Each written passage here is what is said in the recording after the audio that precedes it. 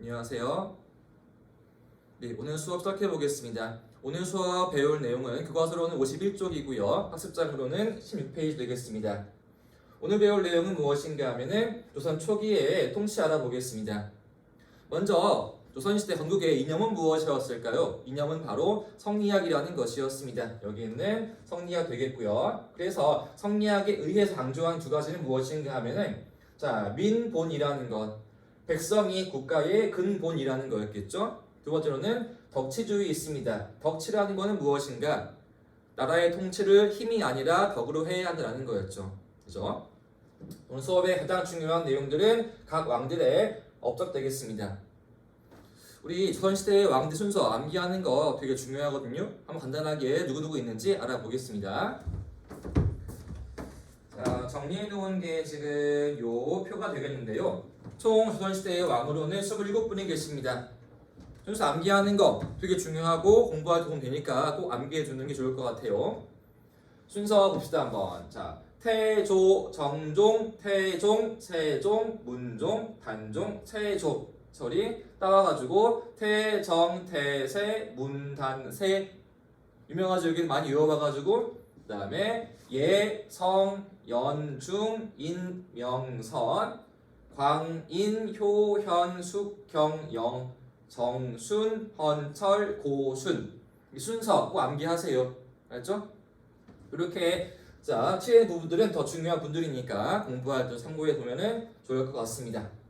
순서 암기할 텐데 오늘 배울 분은 총 9분입니다. 그래서 1대부터 9대까지 해서 태, 정, 태세, 문, 단, 세, 예, 성까지 알아보겠습니다. 준비했죠? 뭐 하나씩 알아보자고요. 다시 학습장 돌아오겠습니다.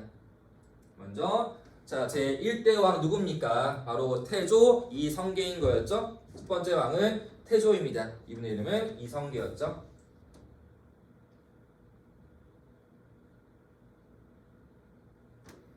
태조는 무엇인 분이었습니까?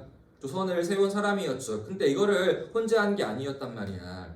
자, 통치에 중요한 인물이 있었죠. 누구였을까요? 자, 고려 말에 급진파 허대부였죠. 대표 인물은 정도전이 중요한 인물입니다. 빈칸 채울 분은 정도전이 되겠습니다. 그리고 이성계는 왕이었지만 바로 정비하신 분은 이분이었거든요. 정도전. 이분은 강조한 것이 무엇이었냐? 자, 나라의 이름을 새롭게 정하기도 했었고요. 나라의 수도를 새롭게 설계했었고 더 중요한 건 무엇이었냐? 새로운 법전 만들었습니다. 그 책 이름이 조선 경국전이었거든요. 그래서 조선이라고 하는 국가, 나라를 경영하기 위해 필요한 책을 짓는 것이었죠. 그래서 국가에 필요한 새로운 규범을 제시했습니다. 또 하나 이번에 중요한 입장이 무엇이었냐? 통치의 중심은 왕이 아니라 재상, 즉 신하라는 것이었는데 빈칸 채울 말은 무엇인가 하면은 재상 중심의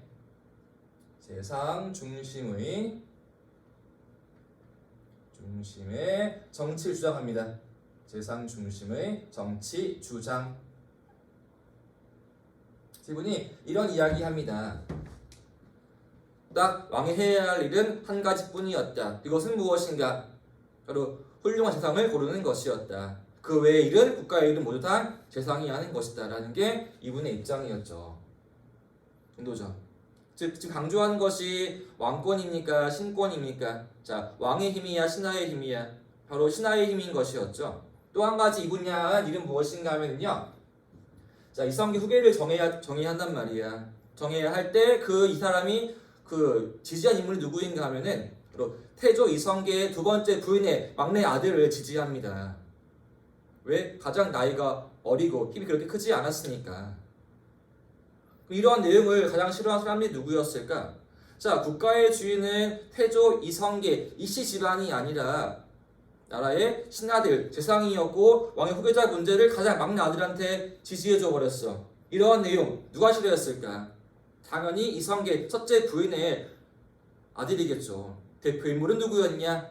나중에 태종의 즉위하는 인물 이방원이었습니다. 유명한 인물이었죠. 태종 이방원.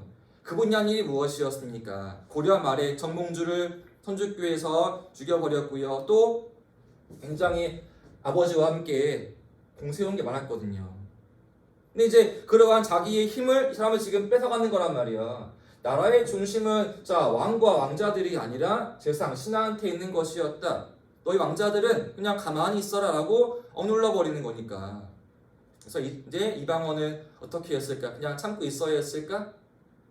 뭔가 난이 벌어집니다. 그래서 이방원이 군대를 거느리고서는요, 여기 있는 동료들을 딱 제거해 버리고요, 동생들을 또 제거해 버립니다.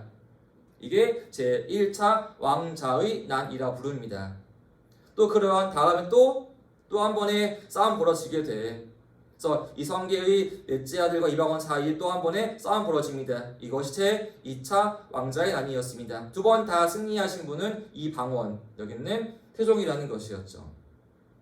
본인은 바로 왕위에 오르지 않아요. 왕위를 형한테 양보해 주게 돼. 그 형이 두 번째 왕이었던 정종이었습니다. 정종이었단 말이지.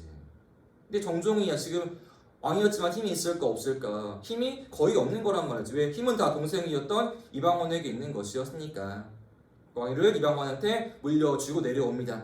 드디어 이방원이 왕위에 오르는 거죠. 그분이 누구? 바로 3대 왕이었던 태종이라는 겁니다. 그래서 태종의 본명은 이방원입니다. 이방원이 3대 왕 태종에 즉위했습니다. 이방원이 권력을 잡은 뒤 두 차례 무엇이었다? 누구의 난? 왕자의 난이었죠. 빈칸. 그래서 이방원은 왕자의 난으로 권력을 차지합니다. 태종 이방원은 왕자의 난을 거치면서 권력을 차지했습니다. 그래서 1차에 제거한 인물은 누구였습니까? 정도전과 그 다음에 동생들이었고요. 2차 제거한 인물은 자기의 형을 제거해버리는 모습이었습니다.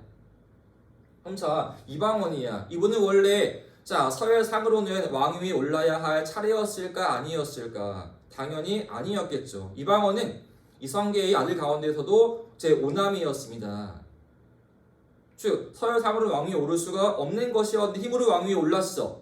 그러한 뒤 이방원이 해야 할 가장 중요한 일은 무엇이었을까? 자기의 힘을 과시해야겠죠.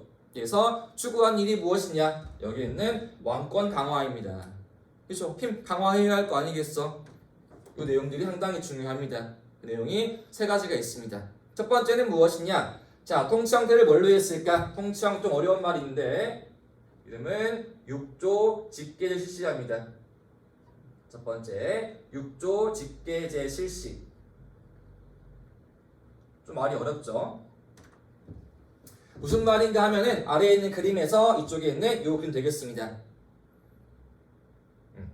조선시대에서 보면은 여기 왕의 아래에 있고요. 가장 최고 기구로서 위에 있는 것이 의정부가 있어. 여기에는 정승이 모여 있습니다. 영의정이 있고 좌의정이 있고 의정이 있어. 모여 있는 사람들이 재상이란 말이지. 그 아래에 업무하는 곳 6조 있습니다. 고려에서는 2성 6부였죠. 근데 조선시대에서는 최고의 기구는 의정부와 그 아래에 6조 있는 모습이었는데 보자고요. 제도의 이름이 6조 직계제입니다. 어떠한 모습이었느냐? 옆에 있죠. 6조에서 국가의 중요한 일을 의정부를 거치지 않고 국왕에게 직접 보고하게 한 제도인 것이었다. 그래서 6조가 국가의 중요한 일을 의정부 없이 왕한테 직접 보고하는 것이다. 뭐 하기 위해서? 의정부의 힘을 약화하는 거였죠. 즉 정승, 재상들의 힘을 약화하고 오히려 왕권을 강화하기 위한 모습. 통치 형태는 뭐라고요? 6조 직계제라는 거 너무 중요한 거니까 이거 잘 봐줘야 합니다. 그리고 두 번째 한 일은 사병을 혁파합니다. 사병 혁파.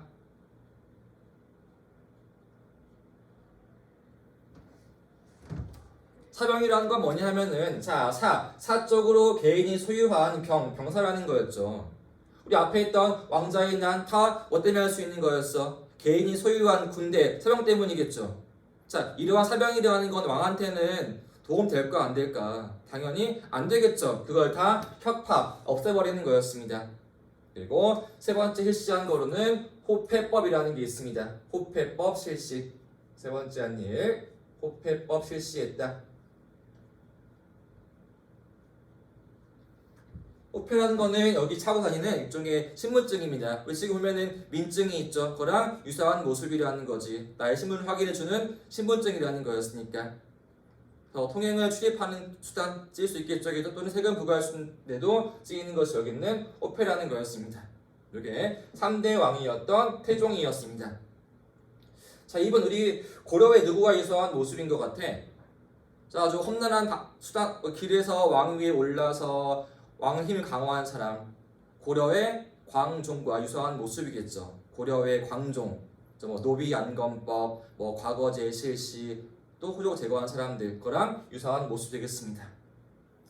이렇게 피를 흘리고 힘을 강화한 기반 위에서 그거를 꽃피운 게 누구였냐? 태종의 아들이었던 제4대왕이었던 세종대왕이라는 거였죠. 이제 세 번째 제4대왕이었던 세종으로 오겠습니다. 세종 시기였습니다. 정치, 경제, 사회, 문화 전부 다 꽃피우는 발달한 시기인 거란 말이죠. 그래서 우리말도 세종대왕이었잖아. 우리 역사에서 대왕의 칭호 누구 있습니까? 고구려의 광개토 대왕. 또 고려에는 배운분이 없죠. 조선시대의 세종대왕이란 말이지. 그죠? 우리 만원짜리에 계신 그 위인 바로 이분입니다. 왜 업적이 어마어마하거든.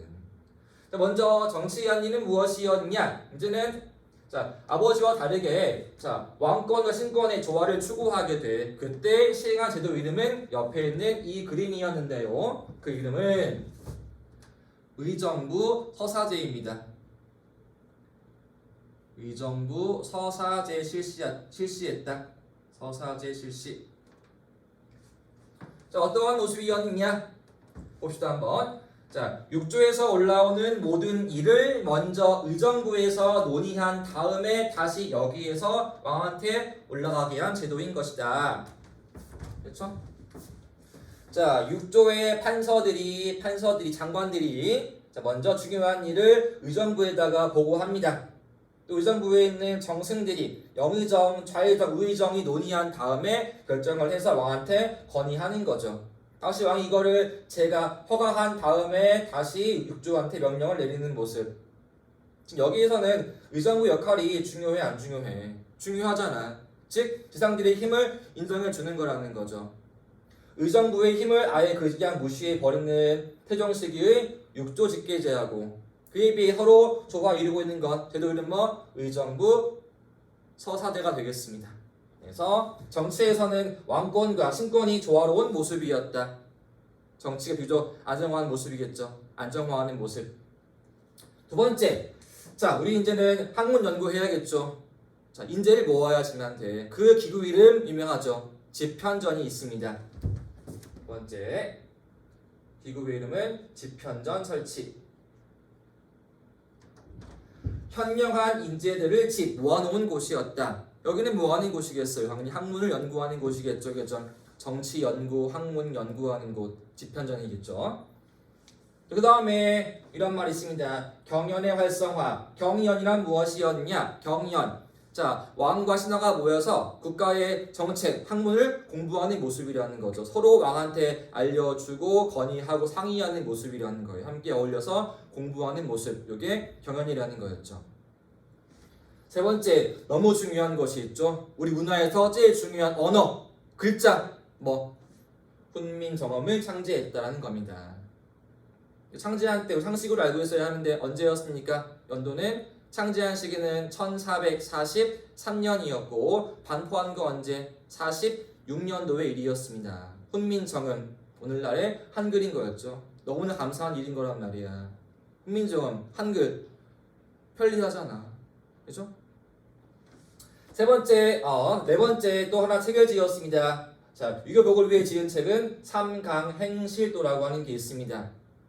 성리학에 이런 게 있잖아요. 삼강오륜이라는 게 있어요. 그 가운데에서 삼강에 대한 행실, 행동의 내용들을 그림으로써 모아놓은 거라는 거죠. 왜 그림으로 했을까? 이해하기 쉽게 하기 위해서 유교를 보급하기 위한 거였습니다. 이게 세종대왕 시기의 모습이라는 거였죠. 굉장히 조화로운 시기, 뭔가 평화로운 시기, 안정의 시기라는 거죠. 이러한 평화의 모습이 그냥 오는 것이었습니까?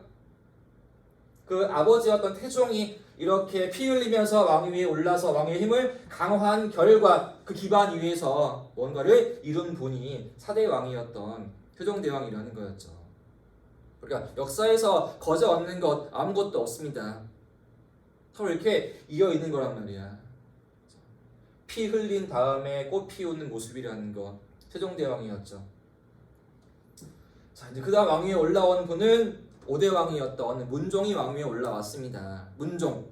세종대왕의 첫째 아들이었는데 굉장히 건강이 안 좋아서 2년 만에 돌아가시게 됩니다. 그리고 왕 위에 오른 분이 나이 12살의 어린 왕이었죠. 그분이 제 6대 왕이었던 단종이었습니다.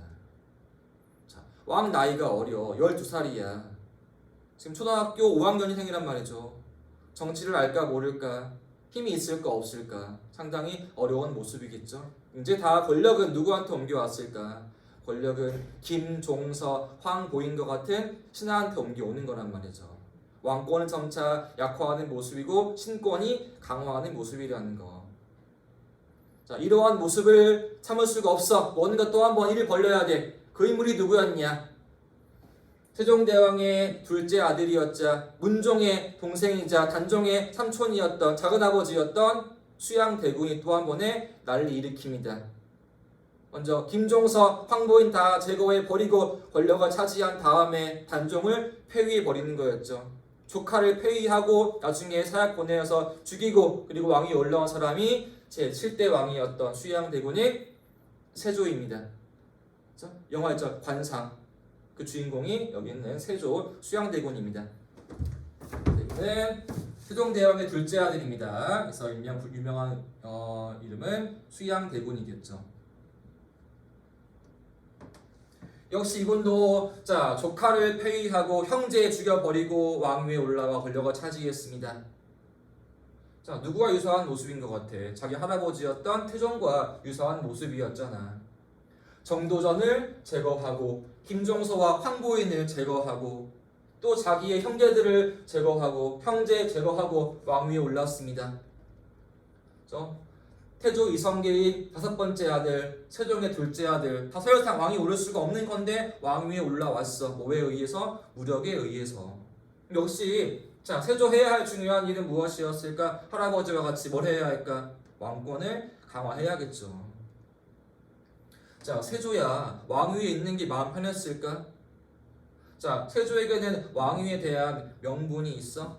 명분이 없는 거란 말이죠. 무수하게 단종 복위 운동 벌어지게 돼. 단종을 복위해야 한다. 그 인물들 있잖아. 우리 사육신과 생육신이 있습니다. 돌아가신 분 6분, 살아계신 분 6분, 사육신, 생육신. 이게 바로 여기 있는 이분 때 모습이었거든요. 먼저 통치 형태였습니다. 수양대군이야. 힘을 키워야 돼. 세조야. 통치 형태. 두 개 중에서 뭘로 했을까? 당연히 얘로 했겠죠. 이름 뭐? 육조 직계제였죠. 그러니까 통치 형태로는 육조 직계제를 실시합니다. 육조 직계제. 왜? 얘가 뭐하게 유리한 거니까 왕한테 유리한 거 아니겠어?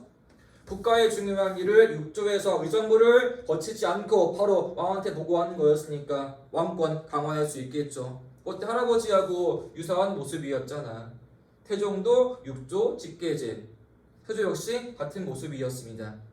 그런 다음에 아버지가 했던 직편전 다 폐지해 버립니다. 경연도 폐지해 버리는 거였죠. 신하들 모여서 학문 연구하지 마. 나 신하가 공부 함께 안 할 거야. 전부 다 폐지해 버리면서 신하들의 힘을 조금씩 억제하는 모습 되겠습니다. 그런 다음에 너무나 중요한 일이 있어. 나라의 목전을 펴내기 시작합니다. 그 책의 이름이 너무나 중요한 책이었던 경국대전의 편찬이 시작됩니다. 완성은 나중에 이루어집니다. 경국대전, 국가를 경영하기 위한 큰 법전의 편찬이 시작되었지만 완성은 나중에 이때 이루어집니다. 완성은 요분입니다. 성종입니다. 여기까지가 제 7대 왕이었던 세조의 모습이었습니다. 세조가 돌아가시고 그의 아들이었던 예종이 왕위에 올라서 8대 왕으로서 예종 또 몸이 안 좋았네. 1년 만에 돌아가시고요. 그리고 왕위에 오르는 분이 9번째 왕이었던 성종이 왕위에 올랐습니다. 성종. 고려에도 성종이 있죠. 여기에도 성종이 있습니다. 우리 고려의 성종 업적이 뭐였습니까? 고려 통치체제의 완성이었잖아. 뭐에 의해서? 유교 이념에 의해서. 그죠? 우리 최승로의 시무십팔조 성종이었죠. 고려의 성종, 고려 통치의 완성에서 성종이란 말이죠. 여기도 성종이 있네? 무엇인 분이었습니까? 조선의 체제의 완성이었으니까 부르는 말이 성종이라는 거야. 그러니까 체제의 완성은 여기에 있는 4번째 왕이었던 세종대왕이 아니라 9번째 왕이었던 성종대에 와서 체제가 완성되는 모습이라는 겁니다. 이게 조선시대의 모습이었는데요. 자, 먼저 설치한 게 무엇이었느냐? 기구 이름은 홍문관이라는 곳이 있습니다. 첫 번째, 홍문관 설치. 여기도 역시 학문 연구하는 곳이었습니다. 뭘 이어온 곳? 여기는 집현전이겠죠. 세종대왕 때 설치했던 기구의 이름이 집현전이었는데 이거를 폐지한 사람이 7대 왕이었던 세조, 즉 부활이 이루어진 것이 9대 왕이었던 성종이라는 건데 기구의 이름은 홍문관이라는 거였죠. 그리고 자, 두 번째, 너무나 중요한 드디어 법전의 완성이 이루어집니다. 그 책의 이름 얘기했었죠. 경국대전이 완성되었다. 이게 너무너무나 중요한 내용이었습니다. 조선시대 최고의 법전이라는 거였죠. 그러니까 이야기한 대로 국가를 경영하는 큰 법전이라는 거니까 드디어 법전의 완성이라는 것, 체제가 확립되었다. 체제의 완성에서 왕의 이름 뭐라고요? 성종이라는 거죠. 이 책 너무나 중요한 책입니다. 주의해야 할 거. 자, 편찬 시작은 누구 때부터? 시작은 세조 7대 왕이었지만 완성은 9대 왕이었던 성종 때 이루어지는 모습이라는 거. 책의 내용 보겠습니다. 교과서 51조 아래에 나와 있을 거예요. 볼게요 한번. 책으로 봅시다. 교과서 51페이지 보고 있어요. 교과서 51쪽에 성종을 보겠습니다. 자, 한번 책을 볼 텐데요. 지금 책을 열어보겠습니다. 태정, 태세, 문난세, 예, 성까지 배운 중이었어요. 한번 볼게요. 아이고, 책이 잘 안 열리네. 교과서 51쪽 보겠습니다. 51페이지를 열 텐데요. 봅시다. 네, 잠시만요. 좀 걸리는 것 같아서 잠깐만 써주세요.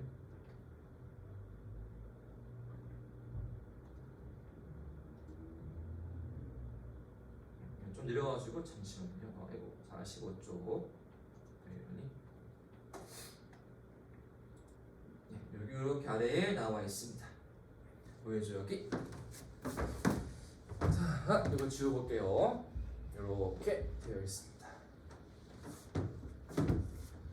자, 책이 완성되었죠. 6권으로 만들어 바치니 이름을 경국대전이라 불렀다.